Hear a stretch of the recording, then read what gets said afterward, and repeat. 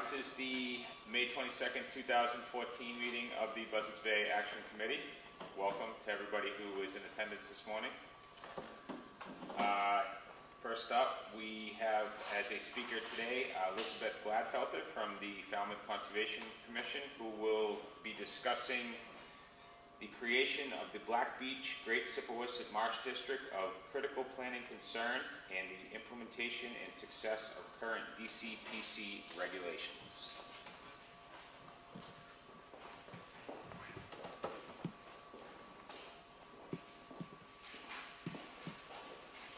Good morning. Before I begin, can we just quickly go around so I know what towns you're from? Sure. You're Bourne. Absolutely. I'm Brendan Mulaney from the town of Bourne. I'm Natalie Kelly from Acushnet. Okay. I know who you are. You can say, though. I'm Jen McKay from Falmouth. Liz? I'm Elizabeth Whitehall from the Buzzards Bay Action Committee. Jeffrey Osich from Fairhaven. Laurel Farron, I work for the town of Rochester. Okay, good. Thanks. Can you see if I'm here? Yeah, sure. All right. So, what I want to talk about today, most of you are not from the Cape, and the DCPC is a tool that's used by the Cape Cod Commission, but I understand that the rest of you are meant too, and this is a potential tool that they could develop. So, today, whoops, Jen. So today we're going to talk about the Great Sippawisset Marsh, and this is a picture from the bike path. You want to go on? Okay, and so DCPC is a planning tool of a regional government that enable a town or towns that share an area to adopt special rules and regulations that will protect natural, coastal, scientific, cultural, architectural, archaeological, historic, economic, or recreational resources or values of regional, statewide, or national significance. Okay, the picture that I showed you is from the bike path, and on the bike path we have, how many of you have been to Falmouth, the bike path? A couple of you. It's spectacular. Goes through a lot of interesting areas, including goes by, this is where the star is where that picture was taken, and it looks out at the Great Sippawisset Marsh. Next. And there's a little text that goes with it that talks about what the values of the system is. It's a complex of marsh, barrier, beach, and dunes. They talk a little bit about how important marshes are in the productivity of our coastal waters. They talk about the importance of birds. Mainly they focus on osprey, but there are also endangered species there. And lastly, they talk about the environmental services that marshes play as a barrier between land and sea. So the first time Jen and I gave this talk, it was at a meeting in November, I think. And when we were first asked to give the talk, I said, sure, we'll give a talk about the DCPC. Because I knew our regulations of the DCPC, but of course the talk wanted to know what the history was, how it was created, which meant that I ended up with a big file box of all the meeting notes and so forth from 20 years prior. But it was an interesting process. And fortunately, before I gave that talk, I was sitting next to somebody who was from Martha's Vineyard. And she said, oh, well, we've had DCPCs since the 70s. So the Martha's Vineyard regional group also has districts of critical planning concern. The Black Beach Sippawisset Marsh, which is down here, was the first DCPC established. It was 1996. And subsequently, there's been a number of them. You can see there's the Ocean Management Planning District, which includes all the waters. Talks about things like where turbines might be sited in offshore waters. There's designated natural resource area DCPCs, which are the dark blue. Most of them are that. The hatch to the left is designated affordable housing and growth management DCPC.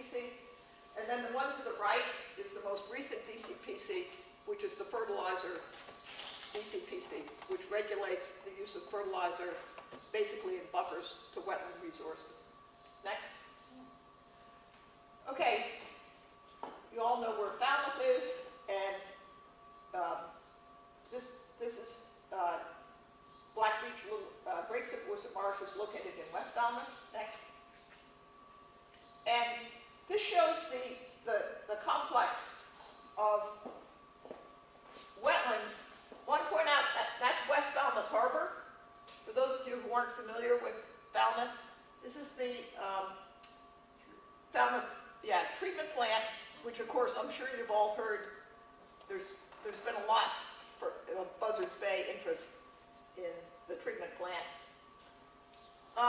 And the green outlines the DCPC. It includes a barrier beach, to Chappaquiddick Beach, to Black Beach, Great Sipawissa Marsh, and then other wetlands that feed into it. And basically, the outline, the landward outline is by text. It talks about land subject to coastal storm flowage, but the practical description of it goes by streets. And in fact, we just had a case the other day in the DCPC where right now what they want to do is in the DCPC, but it's outside land subject to coastal storm flowage, but with the new storm maps, it will be within land subject to coastal storm flowage. Next. Okay, so in 1996, the Barnstable County Assembly of Delegates produced an ordinance, or passed an ordinance. And the purposes of the district is to maintain the integrity of the Black Beach, Great Sipawissa Marsh Barrier Beach system, to preserve the habitat value of the marsh and beach area, and to improve, upgrade septic systems and stormwater discharges, and employ other means to alleviate shellfish closures and improve water quality. That was the mouth of the marsh. Okay, just to give you an idea, and I know you all have maps like this, or aerials like this of your own towns. Whoops. Sorry. Okay, this is 1950, and the boundaries are this road that goes out to the beach, down to the beach, to a road that goes through here, and then this is West Falmouth Highway, Route 28A. But you notice that at this time, a lot of these areas like this, were still open farmlands. Next. Okay, one thing that's interesting, that I thought was interesting when I was looking at this last night, is this is the 1975 picture, and I'm wondering if whether this has to do whether it was high tide or whether it's also reflecting the sea levels are rising, but you can really see the mosquito ditches much more clearly defined here. But again, you have some commercial development, but primarily single-family homes along 28A. You have a lot more homes on this road, which is, what's that one called? Chappie? No. This one is Little Neck Bars. Little Neck Bars, and then this is Drift Road. These homes date from the early 1900s. Next. Okay, this is a GIS, a modern GIS, and again, many of these homes existed in 1975. These existed after 1950, but before 1975. These existed most of these existed in the early 1900s. Okay, let me give you a brief background on establishing a DCPC. It's good to have a lot of background information that you can call upon to say, I mean, in this case, it's because of the natural values, the protected resource area values of this area. But it would be similar, I mean, most of you you're all in natural resource management, protection, conservation, right? But a similar kind of thing could be done if it had archaeological resources or historic resources and so forth. So in this case, the U.S. Fish and Wildlife Service explored developing a wildlife refuge status. They did an environmental assessment in 1993, 1994, and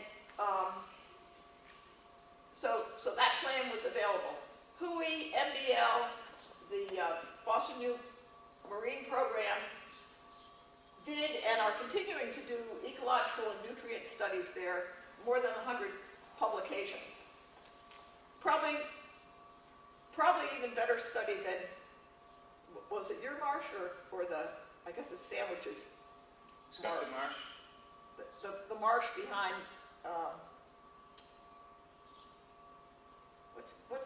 what's the name of the marsh in Sandwich? The beach in Sandwich? Town Neck Beach, Yeah, Town Neck. Yeah. that's Sandwich. Yeah, that marsh used to be considered one of the first marshes that was studied by Redfield from WHOI, but more studies have probably been done on this marsh than any other marshes in the area. Okay, the EPA Buzzards Bay study EPA named Buzzards Bay an estuary of national significance. The Northeast Coastal Areas study that led to that assessment by the U.S. Fish and Wildlife Service listed significant coastal habitats, and they listed 7 in the Cape and the Islands, and Simplewisset marshes were one of them.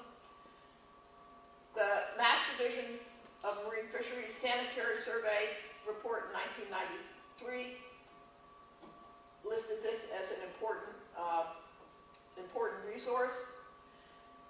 And probably the most compelling reason to gather all this information was that there has been very little new building there up to the early 90s, and then there was a big spike in notices of intent.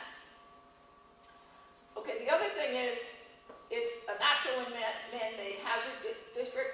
Black Beach and Saconesset Hills have barrier spits, and it's in the barrier spit beach inventory. And almost the entire district, and probably with the new flood maps, the entire district will be in land subject to coastal storm flowage. Next. Okay, just to give you an idea of what it looks like, we're on Chappaquiddick Beach now. This is the northernmost point, and we're looking south. Next.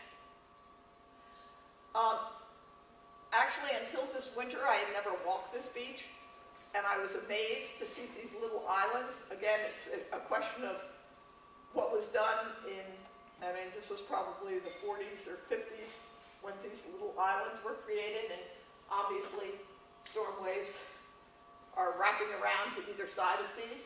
Next. Okay, standing at the last house to the south, I'm looking east across the marsh, and the next picture I'm looking south. Next. And the reason this is called Black Beach, and this has to do with talking about natural beaches overriding marshes. This is a barrier beach system, and over time, it's moved landward. And so, basically, the sand is covering peat. And when storms occur, the peat will reappear. And in fact, there's a wonderful picture, but I couldn't copy it, from a paper by Ivan Valiella, where he was birding on the beach one day, and all the sand was gone. It was just peat, and you could actually see the tire tracks of a salt marsh hay truck. Well, cart, horse-pulled cart. Next. Okay. These guys are protected, as you all know, And in fact, I'm happy to say that a couple of weeks ago when I ran out there, they're thriving and happy. And hopefully they'll be nesting soon. Next. Okay, and there are also, I can't tell you what they are, but there are also plants of significance, particularly in these sort of well-developed, mature dune systems. Next. Just to give you an idea of why this is an important area in terms of protecting it from storms, or at least making it resilient to storms. This area is where, what's that called? Black Beach Club? Bowerman's Beach Club. Bowerman's Beach Club, which has been there for like 100 years. But not the present building, because the next picture I'm going to show you is taken here. Next.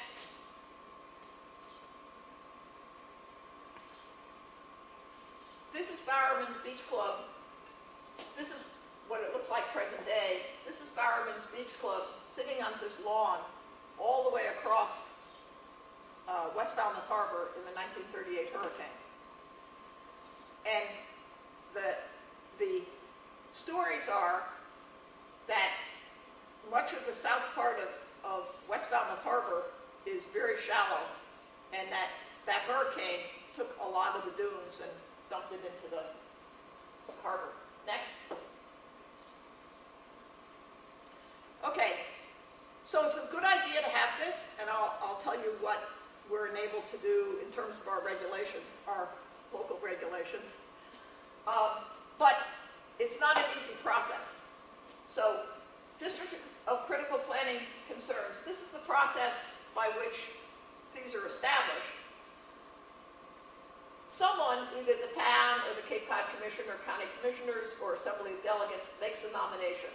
And so Falmouth Concom applied to the Cape Cod Commission to have this established as a DCPC. Cape Cod Commission voted to consider it in June of 1995. Within 60 days, there has to be a public hearing. And so August 1995, there was a public hearing. Cape Cod Commission made a recommendation to establish this DCPC on October 5th, 1995. Once the recommendation's made, there's another public hearing, which took place shortly afterwards. I'm not exactly sure I have boundaries here, because I couldn't, in the paperwork, I couldn't exactly see when the boundaries were worked out. That of course, as you can imagine, was a contentious process. But the Assembly of Delegates votes to designate Black Beach, Great Sipahoosett Marsh as a DCPC January 3rd, 1996.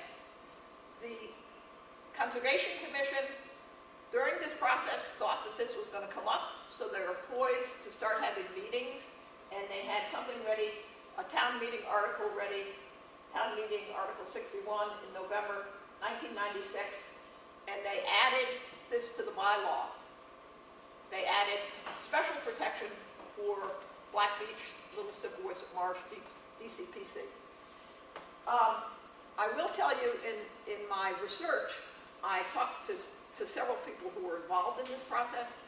One person who had a lot to do with both the Cape Cod Commission and planning in Falmouth, and she was very disappointed because she said the planning half of this didn't pass through town meeting. Nevertheless, something got done. Next.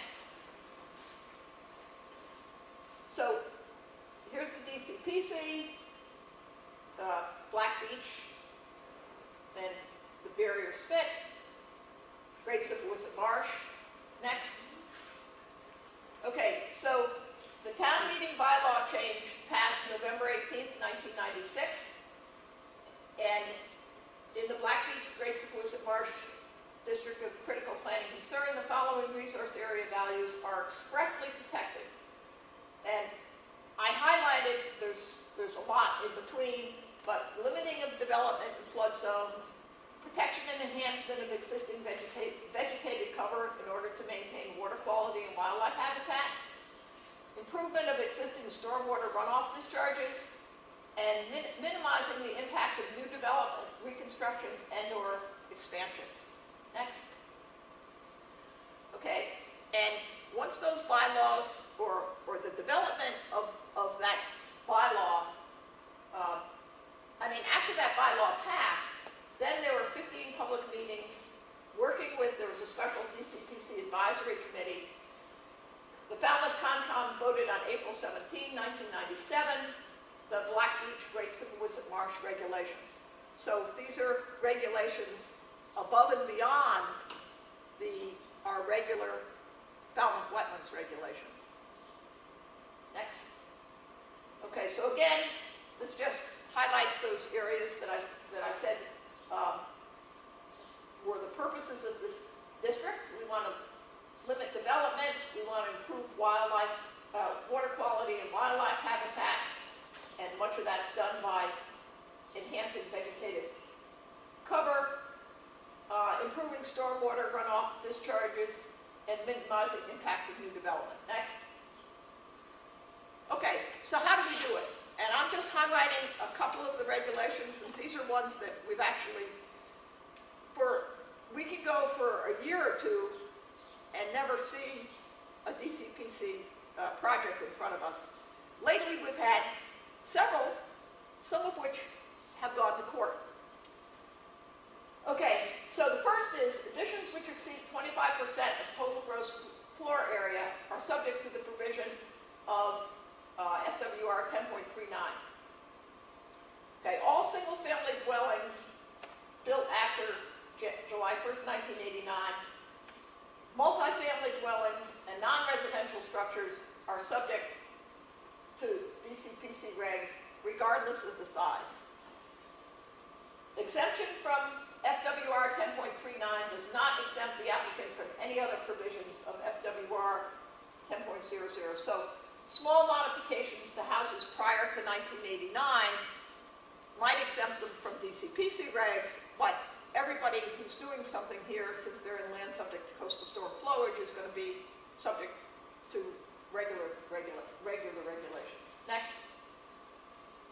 Okay, so this is how the town was able to, instead of a planning regulation, size limits were established in which is something that can be thought of in land subject to coastal storm flowage also.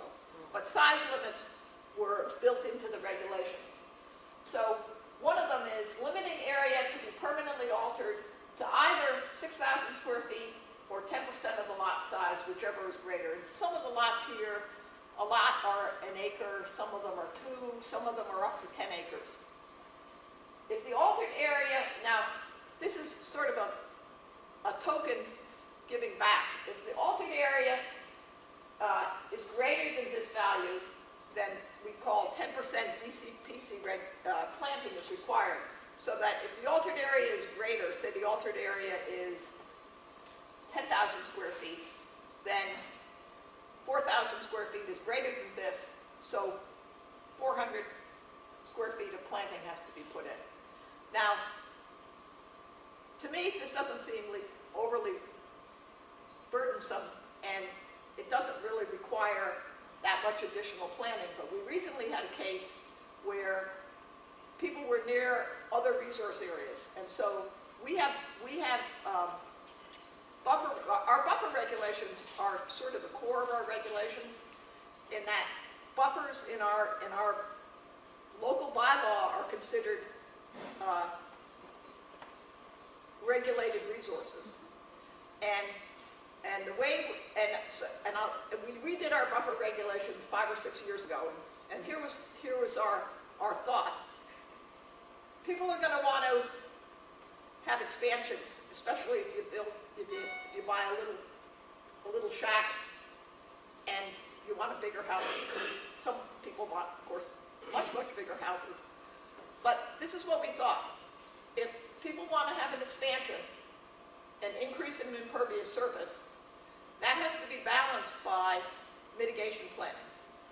And so if it's an increase in impervious, and then we looked at all the resources, and we looked at, our sort of compromise was, we would really like to have a 600-foot buffer to all these resources, but of course, we're restricted to a 100-foot buffer, and some resources, like salt marshes or vernal pools, we require 100, we say that's a 100-foot A buffer, A being the no disturbance zone.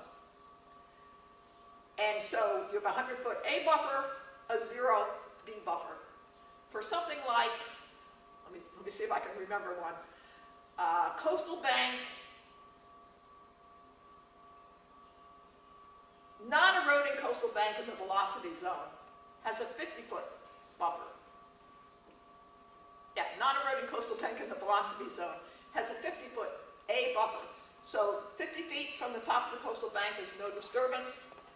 Beyond that, the B buffer, you can build, but if any of the A buffer is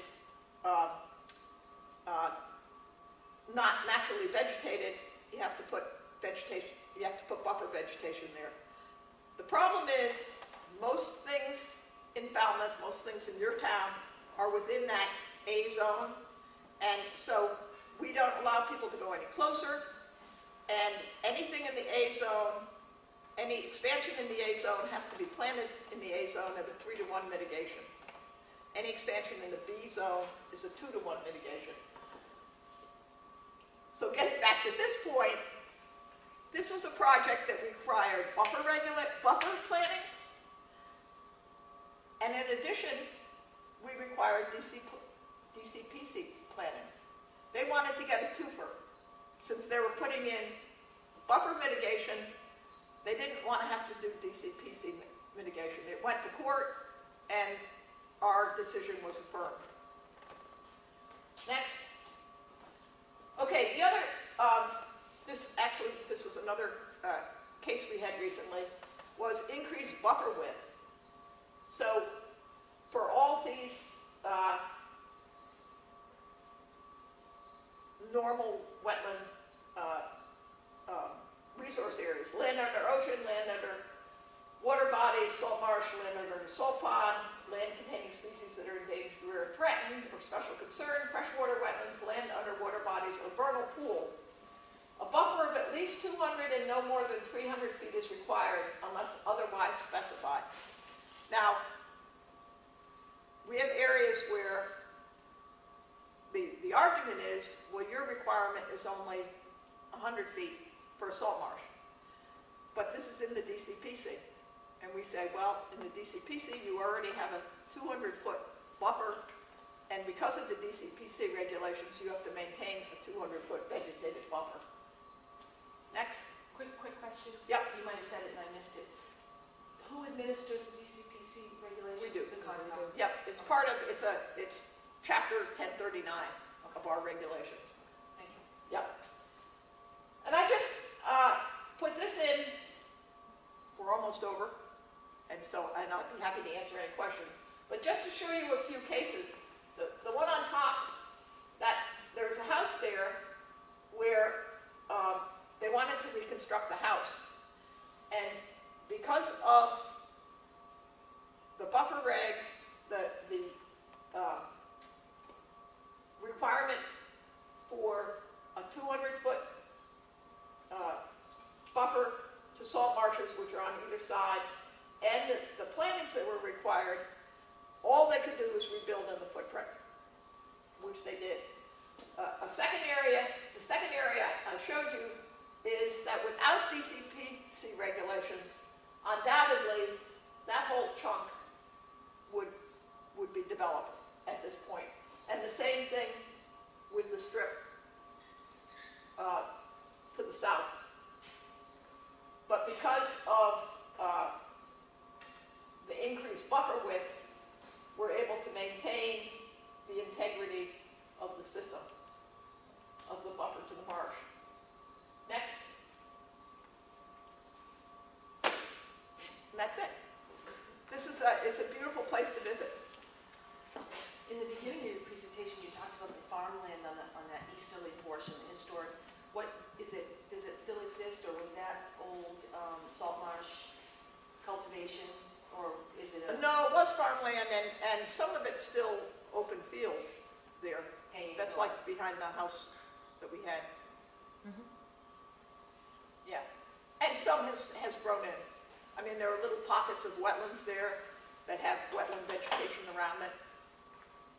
So I think, the Cape Cod Commission was instrumental because we needed the commission to create this district in order to regulate it.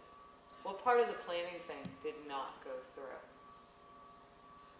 The planning thing was. The gonna have- planning phase of it. The planning phase was going to have to do with the size of increase in an already developed area, So lot coverage. lot coverage, Okay.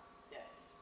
So they got it through, And that's what I say, so in these in the regulations that were developed from the bylaw said you've got to protect it.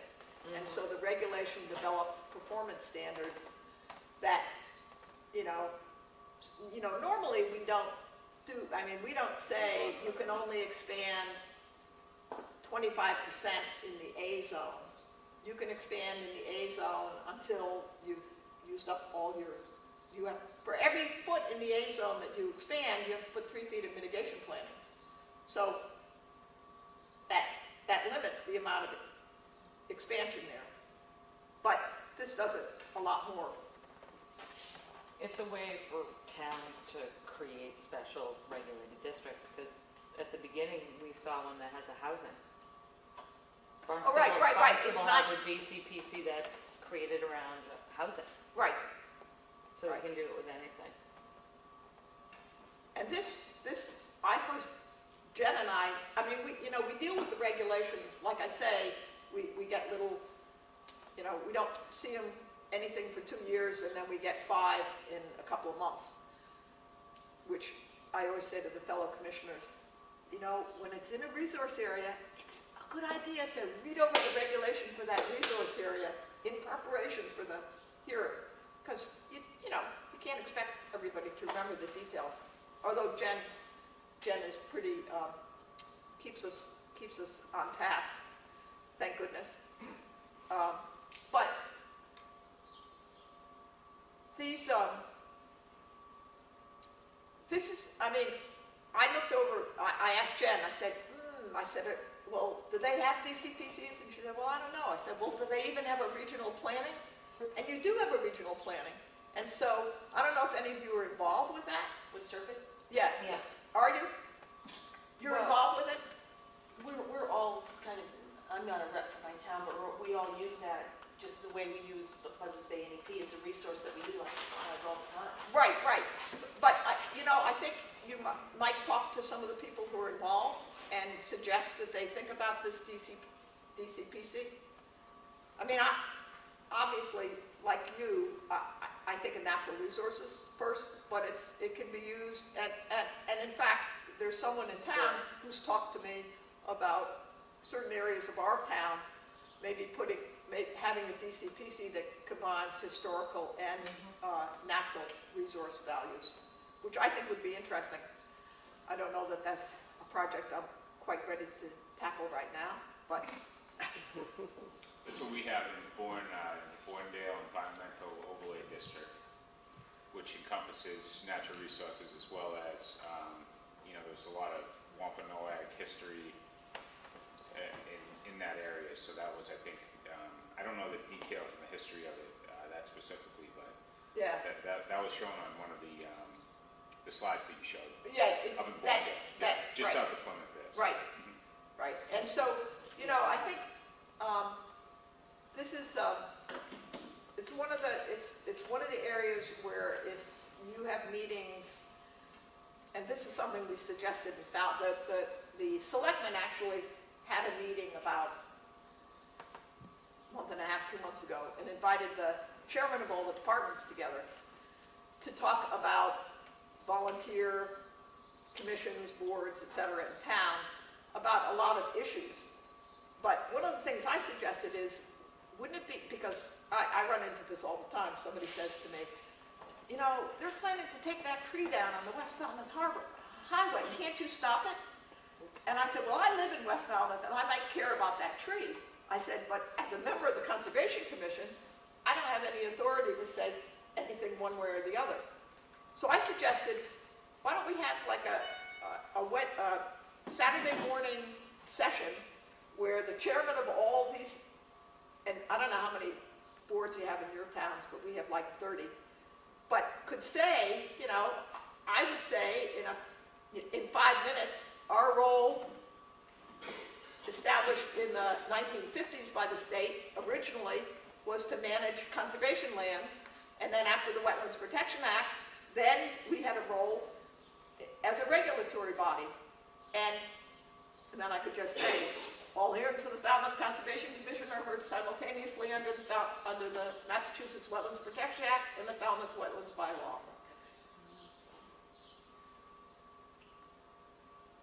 So, What happened to the land you said that would have been developed if this had not been created? Is that still in private ownership, or did the town buy it? Or? it's, that land that I showed, the forested, is in private development. Much of, well, I'm looking for it, go back right Yeah. there. a little bit. Yeah, That's the one I was talking That about. bottom arrow, the bottom arrow. yeah. We had a case, Brendan, where, if I can see it, It's that one. yeah, it's that house right there. There's a house, that's all private ownership. So if we go back to the assessor's map, you'll see that the lots go straight across, some of them, straight across the road. From And they wanted to, there Yeah. to there. they wanted to, you see the garage backs? That is basically a one-car garage. And they wanted to build a house, put a septic in and everything else. And that actually, the board denied based on these DCPC regulations, and that was affirmed in Superior Court as well. So, I mean, it is a good tool to protect that backside of what we call Drift Road, that interior part of that road. Go So back to something that shows the whole DCPC. When you deny that type of thing, do you actually approve it under the Wetlands Protection Act and deny it under the Falmouth? No, what we do is We denied it. we issue a single decision, which is a separate decision under the act and the bylaw. Mhm. And so people will, if they don't like our decision, if they're denied, they go to, this is what we were talking about earlier, they go to the state. And often the state overturns our decision Right. but we just issue a single decision. It's the way our town attorneys would like it done. They won't just stay until the Superior Court matter is over? No. No, they come out, they have a site visit. I mean, we know, they don't always, sometimes they affirm our decision, but they usually overturn it because That's no the problem. decision was based, on stricter regulations than the state has. Right. We've had the same issue, and I've seen it done multiple ways, where you issue a single denial, the state will either stay or overturn the decision. And so instead of that, what we've done a couple times is issue 2 orders. One, because under the Wetlands Protection Act, there's not a lot you can do for that sort of situation. Right. So you approve it under that, and then a denial singly, and you have to spell it out specifically, but just under the town bylaw, and then that will go to Superior Court or however it's going to Yeah. be. So, We Yeah, can that's do what we that, do, and but we've discussed it with our council, and they would prefer us to do it the way we are. They feel they have a stronger case, I'm not quite sure why. I'm not quite sure it has to do with, I'm not quite sure why. the reason I would think that would be dangerous is that if you issue the decision and then the state comes in and says, oh, we're overturning that, you were wrong to deny this. And Record's already closed. Right, I understand, but then it goes, in front of a judge, and the judge, well, the state came in. I know they have to look at the bylaw regulations and that Yeah, sort of it's only argued, in front of the judge, it's only argued under the local, Right, when it goes to Superior Court. but And the state decision is They'll irrelevant. try, yeah, they they'll make still bring it motions up. Yeah, they try to Well, they bring do it up. bring it up. Yeah, they bring it up, and they make a motion to include the superseding, and we always squash that motion because the record's closed. Yeah. It has to do with the legal strategy of every town, and for some reason, Falmouth wants it done this way, so I just say, okay. You're the attorneys defending us. Go back to a picture of the whole DCPC. Joe, you were around when the DCPC was created, weren't you? Yeah, John, He John already- Rockwell helped write the regulations. And he already heard this talk. Yeah. And he'll probably hear it again in 2 weeks. Which one, back to I line want you one? to stay, it's the last afternoon. Okay. It's the, which one? Anyone that chose the whole DCPC. How many are there, do you know, in, say, the Cape area? Well, There's- we'll go back to that in a minute, but let me just show you this. do you want me to go to the parcel? So go further back that shows parcels. I like the plover picture myself.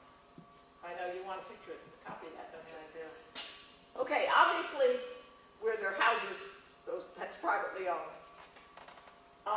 This lot here just asked for this part to be put under conservation restriction.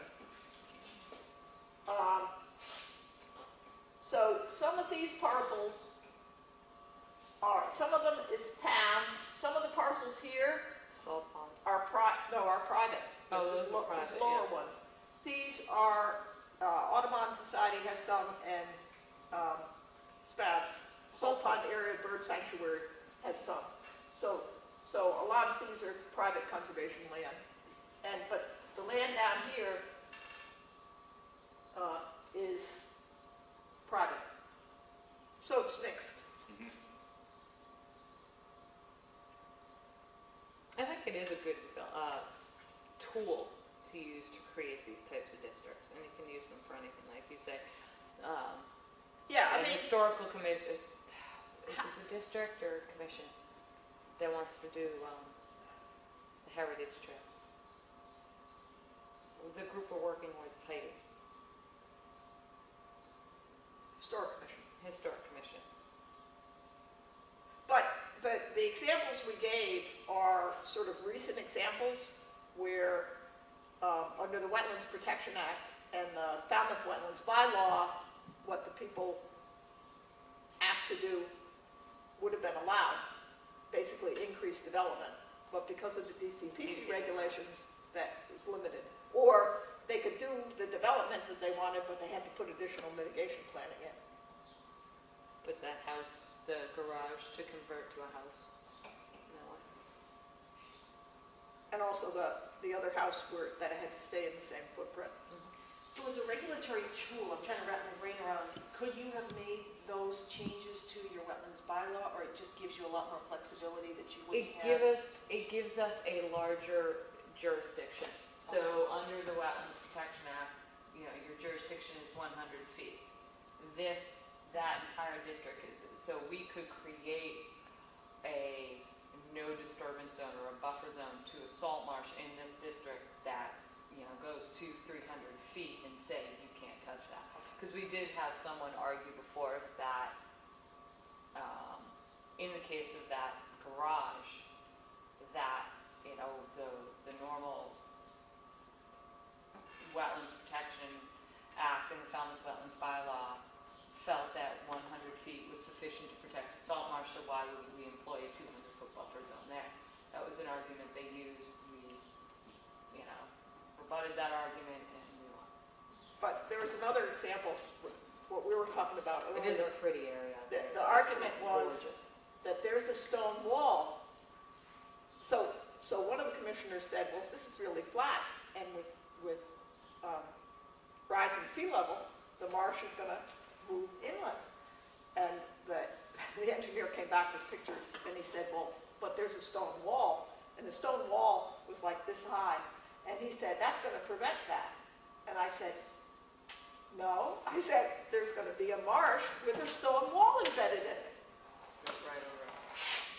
It's just a good planning tool, and we didn't know if SERP had utilized this type of tool in any of the communities of southeastern Mass. Do you know, Jeff? I'm not familiar.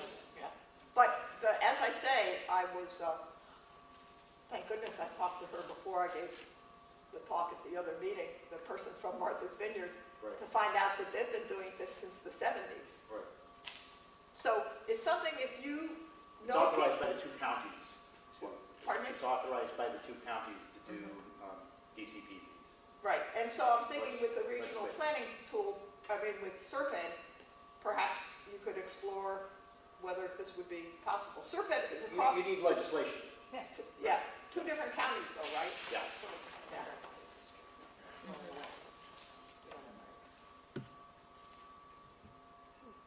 And we'll give it in 2 weeks to coastal conference.